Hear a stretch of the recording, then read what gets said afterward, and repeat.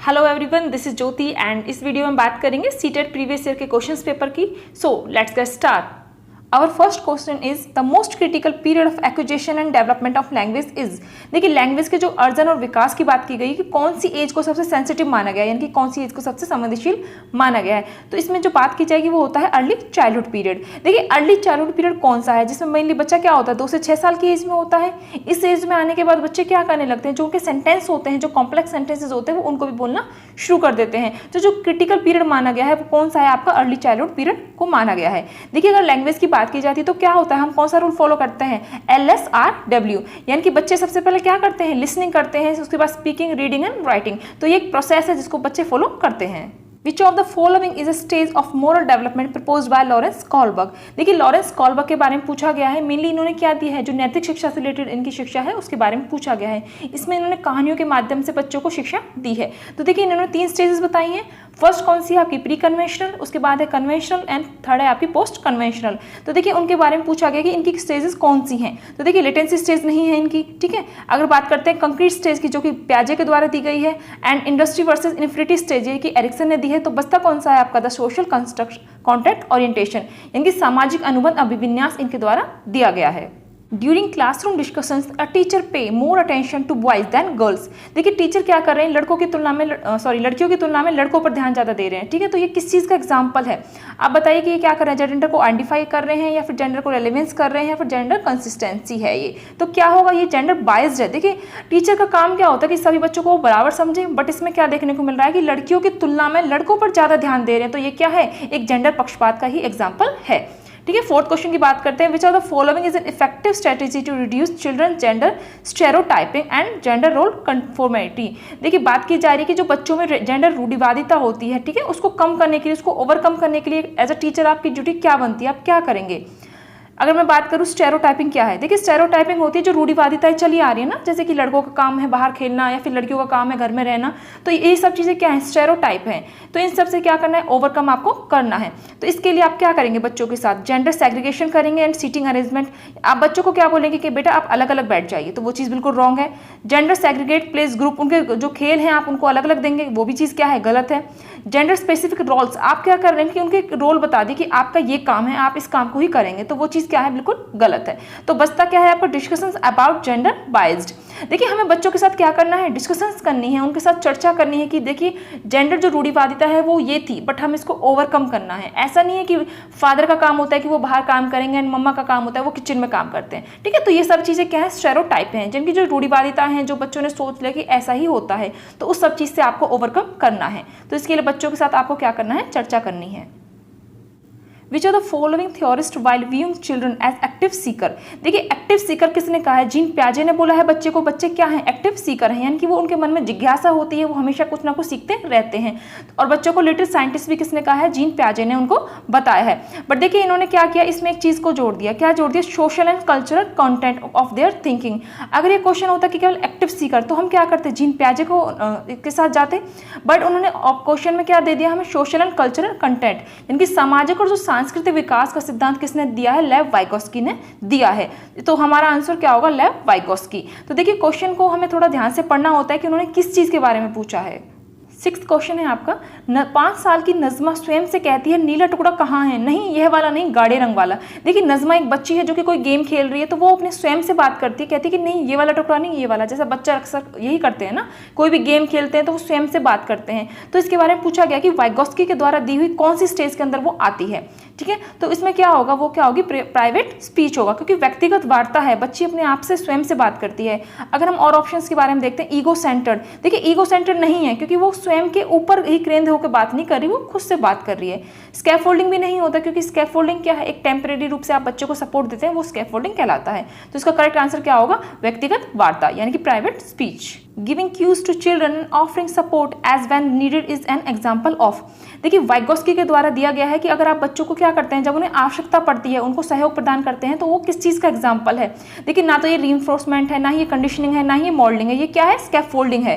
क्योंकि स्कैफोल्डिंग में क्या होता है कि जब बच्चे को नीड है हमारी, यानी कि जब वो किसी प्रॉब्लम में है और हम उनको क्या दे रहे हैं, को टेम्परेरी रूप से सपोर्ट उनको दिया जा रहा है, तो वो क्या कहलाता है, स्कैफोल्डिंग कहा जाता है।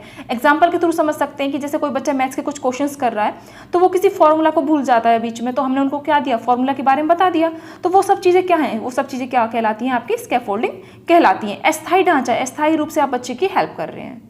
Which of the following behaviors characterize the concrete operation stage as proposed by Jean Piaget? Jean पियाजे ने 4 स्टेजेस बताई हैं, उन्हें आप SPCF के थ्रू आप समझ सकते हैं। देखिए S क्या है, सेंसरी मोटर स्टेज है, प्री क्या है, प्री ऑपरेशन स्टेज है, concrete operation stage and fourth one is formal operation stage. तो इसमें मेनली थर्ड स्टेज की बात की गई है, कंक्रीट ऑपरेशन स्टेज। अब इस स्टेज में आते आते क्या होता है कि बच्चे भी जो भी सामने उनकी चीज़ें आप लाते हैं तो उनके प्रति उनका चिंतन बढ़ जाता है, उनके प्रति वो तर्क वितर्क कर सकते हैं, ठीक है, कंपेरिजन कर सकते हैं उन चीज़ों में। तो आपको 4 ऑप्शंस के थ्रू बताना है कि कौन सा इस ऑपरेशन स्टेज में लाइक करता है, तो वो आपका क्या बनेगा, कंजर्वेशन क्लास इंक्लूजन। अब देखिए कंजर्वेशन क्या है, थ्योरी ऑफ कंजर्वेशन कब आती है बच्चे में। देखिए इसमें मेनली होता क्या है कि अगर आप किसी चीज़ की शेप और साइज चेंज करते हैं तो उसकी जो क्वांटिटी है उसमें कोई भी चेंज नहीं होता, यानी कि क्वांटिटी चेंज नहीं होगी, अगर आप उसको शेप बदल देंगे उसमें जो वॉल्यूम है वो वही रहेगा।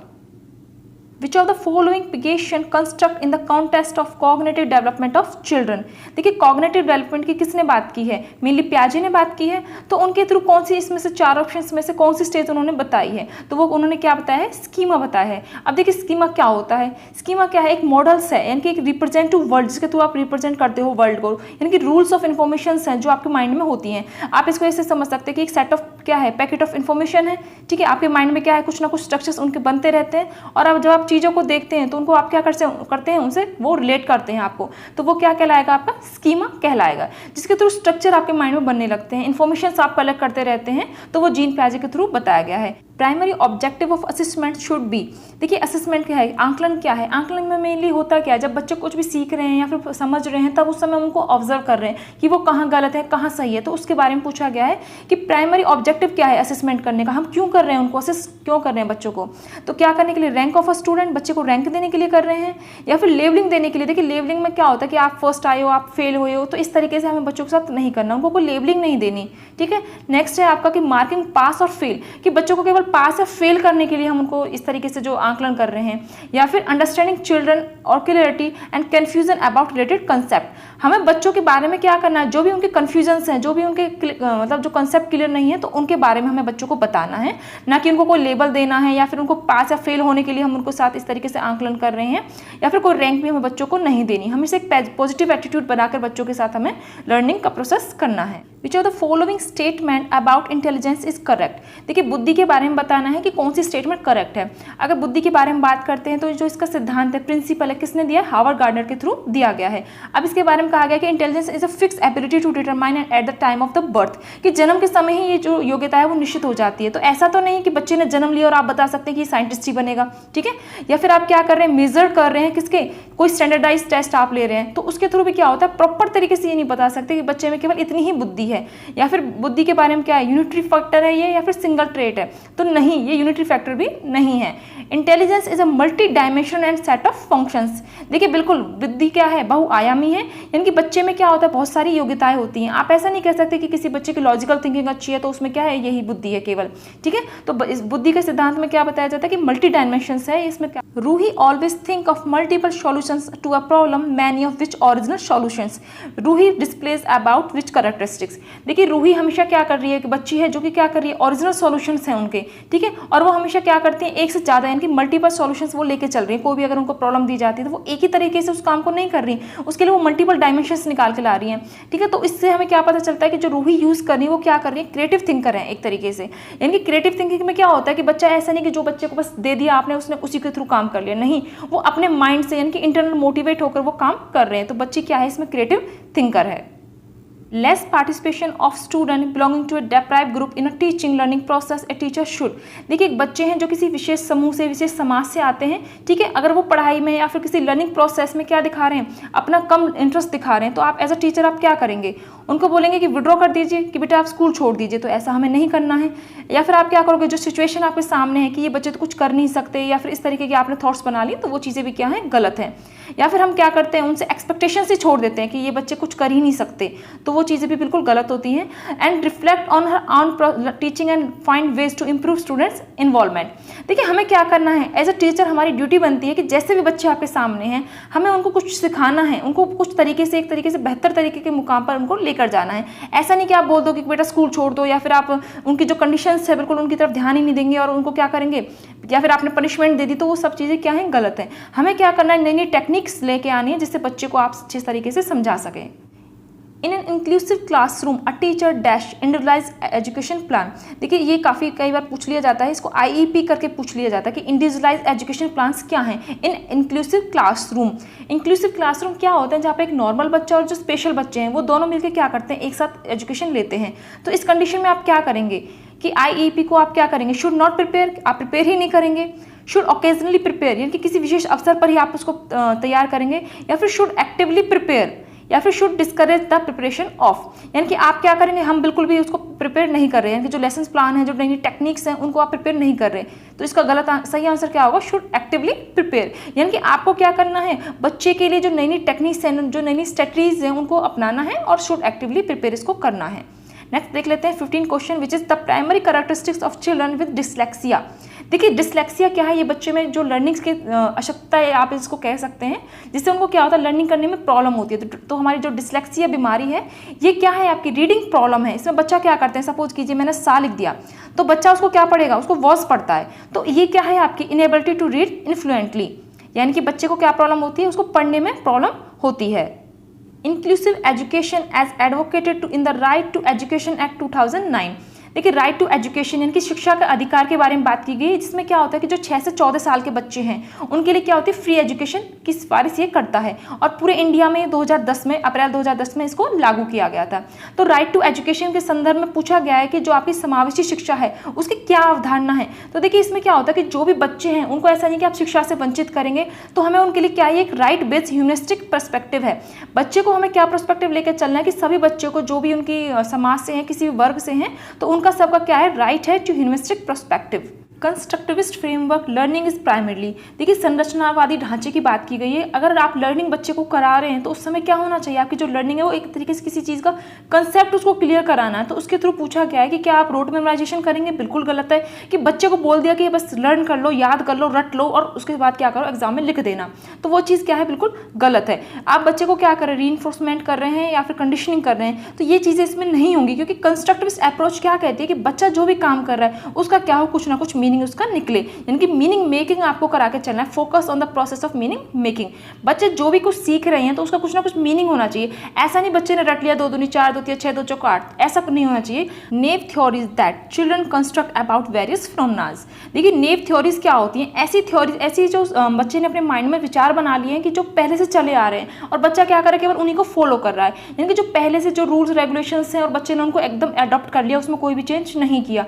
तो अगर ऐसी कोई धारणा है तो हमें एज अ टीचर आप क्या करेंगे, आप उसको इग्नोर कर देंगे, बिल्कुल ध्यान ही नहीं देंगे बच्चे को, या फिर आप उनको बच्चे को पनिश करेंगे, नहीं ये चीज़ ऐसे नहीं ऐसे होनी थी, उसको मुर्गा बना दिया, उसको बार बार आपने punishment they the.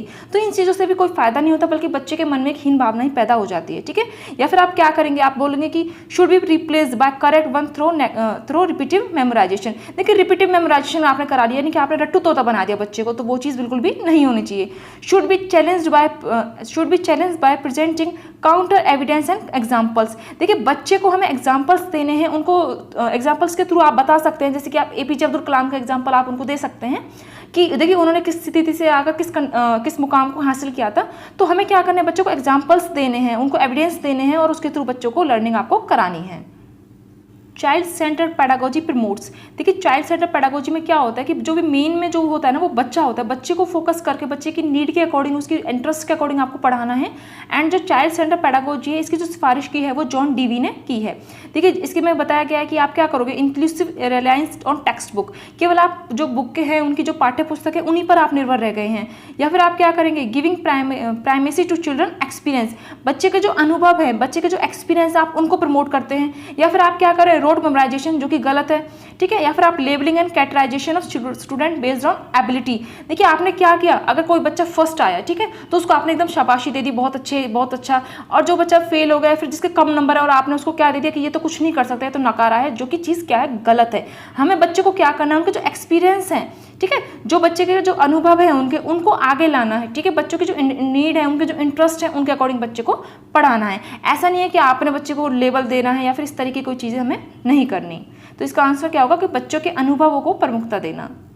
Emotions and cognitions are each other. देखिए इमोशंस क्या होते हैं, जो भी आपके मन में फीलिंग है, गुस्सा है, आप किसी से खुश हैं, तो वो सारी चीज़ें क्या है, इमोशंस हैं।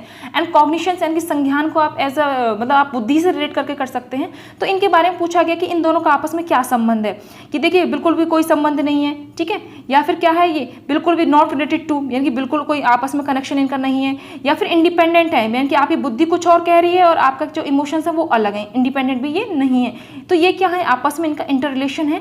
यानी कि अगर आपके जो संवेग हैं वो आपके जो मतलब जैसे आपकी बुद्धि है तो वो आपके संवेगों में ऑटोमेटिकली आ ही जाता है। अगर आपके मन में जो फीलिंग्स हैं तो आप उनको बाहर निकालते हैं, तो वो सारी चीज़ें क्या हैं, आपकी emotions.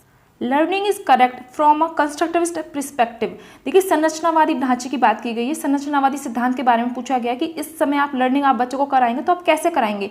Learning is a process of reproduction and recall. आपने क्या किया, बच्चे को केवल रटने के लिए बोल दिया कि रिकॉल करते रहो, उसको बार बार याद करते रहो, या फिर learning is a process of rote memorisation, ये चीज़ भी गलत है। Learning is conditioning of behaviour by repetitive association. वही चीज़ है कि आपने क्या किया, कॉपी कर लो या फिर रट लो उस चीज़ों को, ठीक है। एंड फोर्थ ऑप्शन है आपका learning is the process of construction of knowledge by active engagement. तो देखिए एक्टिव इंगेजमेंट होना चाहिए बच्चे को, जब बच्चा लर्निंग कर रहा है या फिर आप बच्चा क्लासरूम में है तो वो एक्टिवली इंगेज हो उस चीज़ में। ऐसा नहीं कि बच्चा क्लास में बैठा है उसका ध्यान कहीं और है, तो वो सब चीज़ें क्या हो जाती हैं, बिल्कुल लर्निंग के थ्रू वो करेक्ट नहीं हो पाती। तो हमें बच्चे के साथ इस तरीके से बिहेव करना है, उनको क्लास में उनका इंटरेस्ट बनाना है, उनकी जो नीड है उसके अकॉर्डिंग बच्चे को लर्निंग करानी है। Presenting students with clear examples and non examples. आप बच्चे को ना लर्निंग करा रहे हैं तो आप एग्जाम्पल्स के थ्रू आप उनको बता रहे हैं, ठीक है। तो ये क्या है, effective way to encourage conceptual change, बिल्कुल है, आपने कंसेप्ट उनके क्लियर करा रहे हैं, ठीक है, तो इफेक्टिव मेथड है, बिल्कुल है। या फिर क्या है, लीड्स टू कंफ्यूजन, कंफ्यूज कैसे क्रिएट हो सकती है जब आप एग्जाम्पल दे रहे हैं, ठीक है। या फिर ये क्या होगा, causes gap in understanding of concept, concept उसको क्लियर नहीं हो पाएंगे अगर आप एग्जांपल देंगे तो। या फिर focus on procedural knowledge rather than conceptual understanding. तो ये सारी चीज़ें क्या हो जाएंगी कि बिल्कुल रॉन्ग बनती हैं, क्योंकि इफेक्टिव मेथड है ये, आप बच्चे को एग्जाम्पल के थ्रू बता रहे हैं तो बच्चे के अंदर वो चीज़ के प्रति क्या होगी, समझ बनती है, एंड बच्चे के जो एक्सपीरियंस हैं उनको भी वो अपना शेयर करते हैं। तो ये क्या हो जाएगी, अवधारणात्मक परिवर्तनों को प्रोत्साहित करने के लिए ये एक प्रभावशाली तरीका है। Children to engage in learning activities either to avoid punishment और टू गेन और रिवार्ड। देखिए बच्चे को जब लर्निंग करा रहे हैं तो उसको हम क्या कर रहे हैं, लगातार पुरस्कार देना या फिर उसको क्या पनिशमेंट करने के लिए प्रभाव से आप उसको लर्निंग करा रहे हैं। तो ऐसा अगर आप करेंगे तो क्या होगा, डिक्रीज मोटिवेशन, बिल्कुल उसकी मोटिवेशन डिक्रीज हो जाएगी। क्योंकि इस एज में क्या होता है कि बच्चे को अगर आपने पनिशमेंट दे दी, ठीक है, तो वो खुद से बाद में काम वो नहीं करेगा। इंक्रीज मोटिवेशन, इंटरनली उसकी मोटिवेशन कहाँ इंक्रीज हो रही है, वो अगर इंटरनली होता तो वो उसको किसी पुरस्कार की या फिर किसी पनिशमेंट की आवश्यकता नहीं होती। या फिर आपने क्या किया, would encourage children to focus on mastery rather than the performance goal. आपने बच्चे को एक गोल दे दिया कि बेटा आपको ना 80 नंबर लेकर ही आने हैं, ठीक है, तो ये गोल दे दिया आपने, तो बच्चा केवल उसी को अचीव करने की कोशिश करेगा, ना कि वो अंदर से तैयार नहीं होगा कि मुझे कुछ सीखना है, उसका कुछ मीनिंग मेकिंग नहीं निकल पाता। तो ये इससे क्या होगा कि decrease children natural interest and curiosity involve in learning. देखिए अगर आपने क्या किया, अच्छा काम किया बच्चे ने तो आपने उसको एक रिवार्ड दे दिया, टॉफी दे दी, चॉकलेट दे दी, ठीक है, या फिर अगर उसने गलत काम किया तो आपने उसको मुर्गा बना दिया। तो इससे बच्चे में क्या होगा, वो भौतिकतावादी बन जाता है, उसके अंदर जो है मेटेरियलिस्टिक जो है नेचर उसका बन जाएगा। तो हमें इस तरीके से करने में जो बच्चे का जो नेचुरल इंटरेस्ट है, जो उसकी नेचुरल जो क्यूरियोसिटी है वो बिल्कुल खत्म हो जाती है। अगर आप ऐसा ही करते हैं कि अच्छा काम किया तो शाबाशी, गलत काम किया तो दंड, तो इससे क्या होगा, decrease children natural interest and curiosity involve in the learning. Which of the following practices promotes meaningful learning. देखिए मीनिंगफुल लर्निंग होनी चाहिए, अगर बच्चा कुछ पढ़ रहा है तो उसका कुछ मीनिंग मेकिंग उसको निकालना है। तो उससे रिलेट करके आपको 4 ऑप्शंस दिए हुए हैं, उसमें पूछा गया कि आप क्या करेंगे, शारीरिक दंड, तो ऐसा बच्चे के साथ हमें नहीं करना है। आगे है कोऑपरेटिव लर्निंग एनवायरनमेंट। देखिए कोऑपरेटिव लर्निंग एनवायरनमेंट में क्या होता है कि अगर बच्चा कोई काम कर रहा है तो उसके अंदर क्या आती है, अंदर से सहयोग करने की भावना उसमें होती है, तो ये चीज़ क्या है, सही बनती है। आगे देखते हैं कंटिन्यूस एंड कम्प्रीहेंसिव इवैल्यूएशन, बिल्कुल होना चाहिए, जो कि NCF 2005 और RT 2009 ने भी क्या कहा है कि बच्चे को आपको क्या करना है, कंटिन्यूस उसका इवैल्यूएशन आपको करते रहना है। कॉन्स्टेंट कंपेरेटिव इवैल्यूएशन, देखिए बच्चे का आपको ना इवैल्यूएशन करना है, बट आपको बच्चे के अंदर क्या है, कंपेरेटिव, यानी कि आपको तुलना नहीं करनी है कि बेटा ये तो अच्छा बच्चा है, ये बिल्कुल नालायक बच्चा है, तो कंपैरिजन की भावना उसमें नहीं होनी चाहिए। एंड कोऑपरेटिव पनिशमेंट भी आपको नहीं देनी है। तो आंसर आपके बनते हैं सेकंड और थर्ड। तो देखिए ये इसका आंसर होगा। अब देखिए सीटेट में क्या होता है कि सिलेबस तो वही है, सिलेबस तो चेंज होगा नहीं, बट एग्जामिनर को अगर पेपर को टफ बनाना होता है तो वो इस तरीके से आपको क्या देते हैं, ऑप्शंस दे देते हैं, जिसमें से करेक्ट ऑप्शन चूज करना होता है। How can a teacher facilitate understanding of complex concept in a children, बच्चे के अंदर जो कॉम्प्लेक्स कंडीशंस बन चुकी हैं, आप एज अ टीचर क्या करेंगे, आप उनको कोई लेक्चर दे दिया बच्चे को कि बेटा ये लेक्चर दिया मैंने, अब आप समझ लो अपने, या फिर आप क्या करोगे, प्रतियोगितात्मक अवसरों की व्यवस्था करना ना, आपने क्या कर दिया, कंपटीशन रख दिया दो बच्चों के बीच में, वो भी चीज़ नहीं होनी चाहिए। आपने क्या किया, repetitive drill, mechanical drill, mechanical drill में क्या होगा कि बच्चों को केवल रटने का काम आपने दे दिया कि आप रटते रहो मैकेनिकल, देखिए वो बच्चा है, कोई मशीन नहीं है। बाकी फोर्थ पॉइंट है आपका by providing opportunities for exploring and discussions, जो कि बिल्कुल करेक्ट है। देखिए हमें क्या करना होता है कि बच्चे को जब आप कुछ भी लर्निंग करा रहे हैं तो बच्चे के साथ हमें क्या करना है, चर्चा करनी है, डिस्कशन करना है। As a teacher and student के बीच में हमेशा क्या होना चाहिए, डिस्कशंस होने चाहिए, और बच्चे को अवसर दीजिए कि आप बेटा आप बताइए अगर आपका एक्सपीरियंस कोई टॉपिक है उससे रिलेट करके आपका एक्सपीरियंस क्या बनता है। तो इसके अकॉर्डिंग इसका आंसर क्या होगा, अन्वेषण एवं परिचर्चा के लिए अवसर उपलब्ध करा गए। A primary school teacher can encourage children to become effective problem solver. As a teacher आप बच्चे को कोई प्रॉब्लम देते हैं तो आप चाहते हैं कि बच्चा इफेक्टिव तरीके से उसको सॉल्व करे, तो उसके लिए आप क्या करेंगे कि प्रत्येक छोटे कार्य के लिए आप उसको क्या दे रहे हैं, पुरस्कार दे रहे हैं। ठीक है, तो आपको हर चीज़ के लिए ऐसा नहीं कि बहुत सारी चीज़ें आपने बच्चे ने करी, आपने पुरस्कार उसको दिया, तो वो चीज़ क्या बनती है, बिल्कुल गलत हो जाती है। या फिर आपने क्या किया, emphasise only on procedural knowledge, only जहाँ क्वेश्चन ऑप्शन में होता है वो चीज़ बिल्कुल गलत होती है। ठीक है, डिसमिसिंग एंड पेनिशनाइज इनकरेक्ट आंसर, आपने उसको पेनल्टी दे दिया, आपने उसको पनिश कर दिया बच्चे को, तो वो चीज़ भी क्या है, गलत है। Encouraging children to make intuitive guesses and then brainstorming on the same, देखिए बच्चे के अंदर जो इंट्यूशन है, बच्चे के जो अंदर से जो इंटरनल, अगर बच्चा मोटिवेट है तब वो आंसर उस चीज़ का देगा। ठीक है, तो बच्चे को क्या कराना है, आपको बिल्कुल सहज अनुमान लगाने के लिए कहना है कि बेटा आप इस टॉपिक पर बताइए आपके क्या विचार है। ठीक है, और उसी के आधारित हमें क्या करना, बच्चे के साथ डिस्कशंस करने हैं। बच्चे में देखिए ब्रेनस्टॉर्मिंग होनी चाहिए। ब्रेनस्टॉर्मिंग क्या होता है कि बच्चे के माइंड में विचारों का एक तूफान आना चाहिए। अगर आपने कोई क्वेश्चंस आपको बच्चे को देते हैं तो उसके माइंड में हर तरीके के आंसर उसके निकलने चाहिए। ठीक है, तो इसका आंसर क्या होगा, encouraging children. In which of the following periods does physical growth and development occur at a rapid pace, देखिए कौन सी स्टेज में बताया गया कि शारीरिक वृद्धि एवं विकास बहुत तेज गति से होते हैं। तो देखिए इसमें क्या होता है, जो इन्फेंसी स्टेज होती है बच्चे की और जो अर्ली चाइल्डहुड पीरियड होता है, यानी कि मेनली इन्फेंसी स्टेज कौन सी है आपकी, 0 से 2 साल की एज को इन्फेंसी स्टेज कहा गया है। एंड अगर मैं बात करूँ अर्ली चाइल्डहुड पीरियड, तो वो क्या होगा आपका 2 से 6 साल का होगा। तो इस एज में आने के बाद बच्चे में क्या होता है, काफ़ी तेज गति से परिवर्तन देखने को मिलते हैं। देखिए पूछा गया कि विच of the following is not a principle of development, principle of development यानी कि विकास के सिद्धांत नहीं है। देखिए इस तरीके से जब नहीं आता तो हम नहीं को तो भूल ही जाते हैं, बल्कि हमें नहीं को ध्यान रखना है। तो विकास के सिद्धांत में पूछा गया कि विकास जीवन पर्यंत होता है, बिल्कुल होता है जी, हमेशा लाइफ लॉन्ग आप क्या कर सकते हैं, कुछ ना कुछ सीख सकते हैं, मॉडिफाई भी आप उसको कर सकते हैं। ठीक है, बस हमसे पूछा क्या है, नॉट पूछा गया। ठीक है, आगे पूछा कि development is influenced by both heredity and environment, बिल्कुल ठीक बात है कि जो भी डेवलपमेंट हम करते हैं, ठीक है, डेवलपमेंट क्या है आपका, डेवलपमेंट क्या है, H/E यानी कि हेरिडिटी इंटू एनवायरमेंट। बच्चा को जो भी कुछ सीखता है वो अपने हेरिडिटी यानी कि अपने वंश आनुवांशिकता से सीखता है, एंड एनवायरमेंट उसका जिस पर्यावरण में बच्चा रह रहा है उसका उसके ऊपर प्रभाव देखने को भी मिलता है। बट इन्होंने हमसे क्या पूछा कि नहीं है, तो इसमें बात की जाए कि development is universal and cultural contents do not influence it. देखिए ये क्या कह रहे हैं कि जो विकास है वो सार्वभौमिक तो है, बट इसमें इन्होंने क्या वर्ड जोड़ दिया कि cultural content do not influence it, कि बच्चे के ऊपर जो उसकी संस्कृति है उसका प्रभाव नहीं होता, बल्कि ऐसा नहीं है। बच्चे की जो कल्चरल है, जो उसकी संस्कृति है, उसका प्रभाव बच्चे पर ऑटोमेटिक देखने को मिलता है, क्योंकि डेवलपमेंट क्या है, हेरिडिटी इनटू एनवायरमेंट है। The primary cause of individual variations is, देखिए इंडिविजुअल वेरिएशन क्या होता है, व्यक्तिगत विभिन्नताएं, यानी कि अगर आप 2 बच्चों को लेते हैं तो उनमें किसी ना किसी रूप में क्या होती है, विभिन्नताएं देखने को मिलती हैं। सारे बच्चे एक जैसे नहीं हो सकते। ठीक है, तो उसके बारे में पूछा गया कि लोगों के द्वारा माता पिता से प्राप्त आनुवंशिक संकेत एवं प्रकृतिक कोड, यानी कि इसमें क्या होता है कि जेनेटिक कोड होते हैं, बच्चे ने रिसीव किए हैं, उसके थ्रू क्या होता है बच्चे में प्रभाव देखने को मिलते हैं। या फिर इनबॉर्न कैरेक्टरिस्टिक्स हैं, यानी कि जन्मजात ही बच्चे में प्रभाव देखने को आप देख सकते हैं। या फिर एनवायरमेंट इन्फ्लुएंस, देखिए ये सारी चीज़ें क्या हैं, एक एक फैक्टर को इन्होंने लिया है, बल्कि हमने अभी क्या बात की थी कि जो डेवलपमेंट क्या है, H/E है, यानी कि कोई भी बच्चा है तो उसकी हेरिडिटी और एनवायरमेंट का आपस में क्या होता है, इंटर रिलेशन होता है, यानी कि interplay between the heredity and the environment है। तो डेवलपमेंट के बारे में या फिर इंडिविजुअल इंडिफरेंसेस क्यों देखने को मिलते हैं, the complex interplay between the heredity and the environment. Which of the following are examples of secondary socialising agency. देखिए बच्चे के लिए हमेशा ना दो चीज़ें होती हैं, प्राइमरी फैक्टर और सेकेंडरी फैक्टर। प्राइमरी में क्या होता है कि जो भी उसका परिवार है, घर, वो सारी चीज़ें क्या हैं, प्राइमरी हैं, उसके माता पिता। एंड सेकेंडरी में क्या आता है कि जो भी बाहर की समाज है, स्कूल है, वो सारी चीज़ें सेकेंडरी हैं। तो इन्होंने हमसे पूछा क्या कि सेकेंडरी स्टेज कौन सी है एज एक बच्चे के लिए, ठीक है। तो इसमें हम क्या कह सकते हैं, फैमिली है। फैमिली तो बिल्कुल भी नहीं हो सकती, क्योंकि फैमिली क्या है, प्राइमरी सोर्स है, ठीक है। तो इसमें क्या हो जाएगा, देखिए मीडिया भी दोनों में दिया हुआ मीडिया, तो हमें जो करेक्ट आंसर होता है ना, जो दोनों से रिलेट करता है, क्योंकि मीडिया के साथ क्या फैमिली दे दिया इसमें, तो ये चीज़ तो बिल्कुल भी नहीं होगी। मीडिया एंड नेबरहुड नहीं होगा, तो इसका करेक्ट आंसर क्या होगा, स्कूल एंड मीडिया, यानी कि स्कूल और मीडिया क्या है, बच्चे के लिए सेकेंडरी सोशलाइजिंग एजेंसी है। गाइस इसी के साथ ये CDP सेशन कंप्लीट होता है एंड मैं उम्मीद करती हूँ कि आपको अच्छे से समझ आया होगा। देखिए प्रैक्टिस करने से क्या होता है कि जो क्वेश्चंस पेपर हम लगाते हैं ना, तो इससे एक हमारी अंडरस्टैंडिंग लेवल बढ़ती है, हमारी एक समझ बढ़ती है कि पेपर किस तरीके से आएगा। अब देखिए 150 का पेपर है, ठीक है, तो इसमें आपको क्या स्कोर करना होता है कि हमें कम से कम इतना हम स्कोर करें कि एक अंडरस्टैंडिंग लेवल हमारा बन जाए। देखिए पास या फेल होने से कुछ नहीं होता, आपको कॉन्सेप्ट्स क्लियर होने चाहिए, आपको समझ होनी चाहिए कि एज अ टीचर अगर बच्चे के साथ आपको कोई प्रॉब्लम दी जाती तो आप उसको कैसे कनेक्ट करेंगे। तो ये सारी चीज़ों की समझ हमें कैसे होगी, जब हम प्रैक्टिस करेंगे, ठीक है।